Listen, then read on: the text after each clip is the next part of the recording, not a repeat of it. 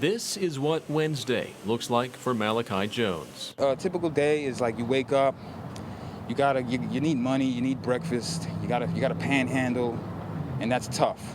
He's been homeless about 4 years. And that's tough in the city because these people don't like that. I know, I can see it in their faces in the morning. There's many like him. Encampments can be found all around the city of Charleston. If you're homeless, you gotta do what you gotta do. You gotta live where you gotta live. Still, it's trespassing. The city is cracking down.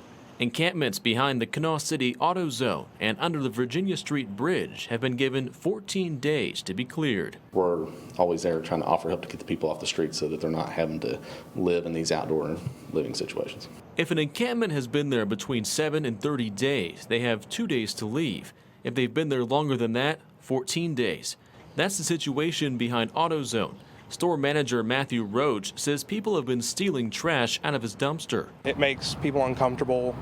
It makes me uncomfortable when I look out and I see, because we've found needles, drug paraphernalia out in front of the store. Once cleared, the city's CARE program will step in to offer help. And our goal there is to connect those folks to housing services and wraparound services so that they can sustain their housing and also a better way of life. If they refuse, they'll continue to be displaced. Jones says he's heard of CARE, but hasn't been connected to a program. I never really kept up with the communications with him, so that just kind of fell flat. Yeah, there's only so much we can do. We can't force people to take help if they don't want it. Combating homelessness is a struggle for the city and the homeless population alike. I don't really want them not to be anywhere.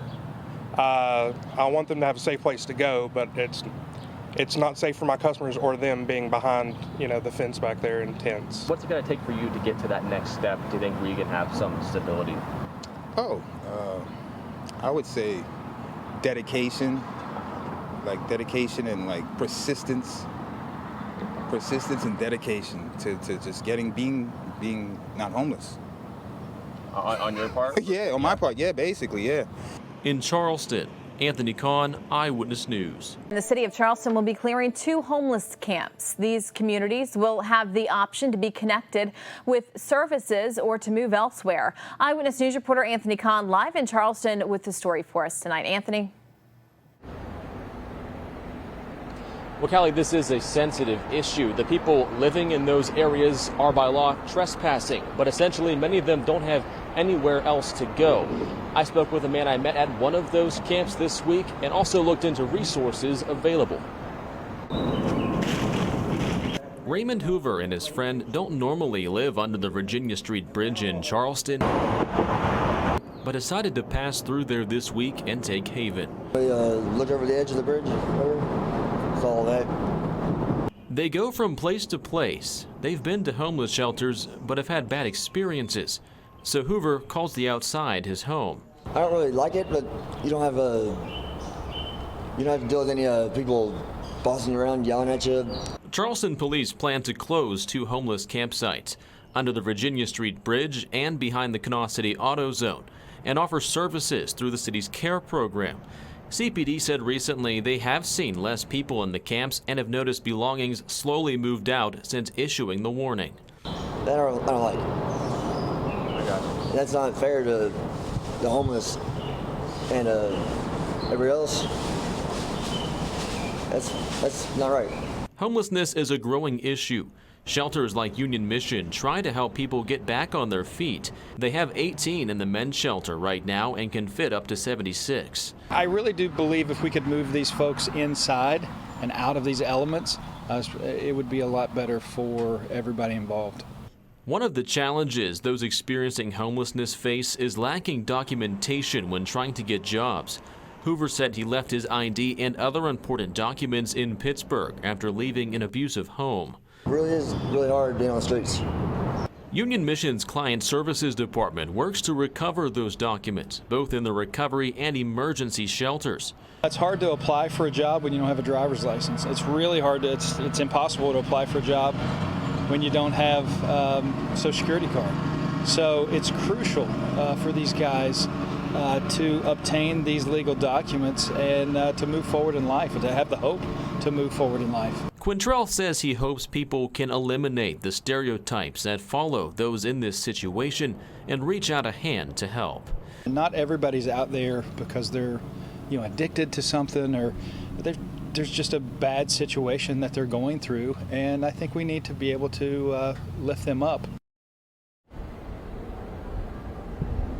And the city of Charleston told me today that workers with the city's care program have been out to those two sites and have offered services to those who have accepted the help that the city has been offering. Those two campsites are expected and ordered to be clear by tomorrow.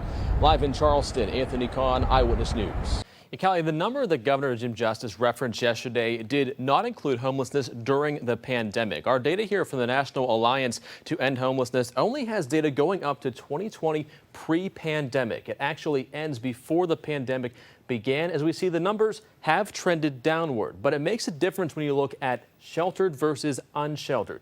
We see that sheltered homelessness has gone down by 50%, but if we go to unsheltered, it has actually gone up. And I spoke to locals today to get first-hand accounts of the difficulties people have getting out of these hard times. Crystal BASMAJIAN has been homeless on and off for 2 years. I've had to break the law to do what I had to do to survive myself. I have no family. Everybody out here has no family, so the people we have are family. She's been to several homeless shelters. She's now been on the waiting list for housing for 7 weeks. In the meantime, she's everywhere. I've slept under bridges. I've slept in tents. I've slept,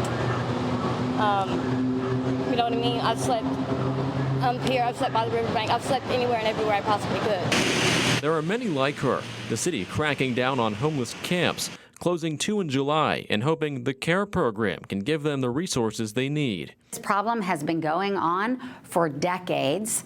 It was happening 2.5 years ago when we got here, for sure. We can't stop working on this issue, and we won't stop working. Governor Jim Justice calling out Charleston and Mayor Amy Goodwin for what appears to be more homeless people in the city. Why are we having to walk down the streets and see tragedy all over the place with people, homeless people, sitting on the sidewalks and whatever, all over the place, $57 million that she's sitting on? Why in the world doesn't she clean up her own town?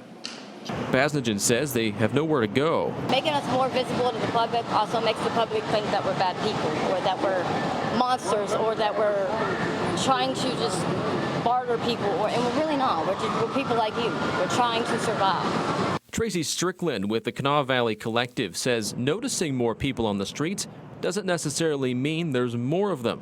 They've just been pushed out into the open. So it's not always that the numbers are larger. Sometimes it's just that people are more visible, and part of that is just because people don't have places to go. Across 55 counties, there are 11 emergency shelters in West Virginia. Strickland says that's a reason people have come to the capital city. What we do see is people coming here from other parts of the state.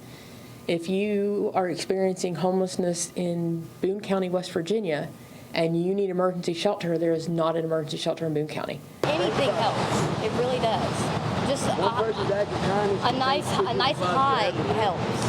I mean, something like that can change somebody's day. And to recap, the homeless numbers pre-pandemic, the unsheltered went up. All the other ones went down. Strickland said that there are times when people have refused help at first for their shelters, but then later come back and decide that they do want it. The Kanawha Valley Collective says some of the shelter services have changed in the city, including one shelter in Charleston opening now at 3 p.m. as opposed to earlier in the day, and another's drop-in center has been eliminated. It happened just before COVID hit. Live in the studio, Anthony Conn, Eyewitness News.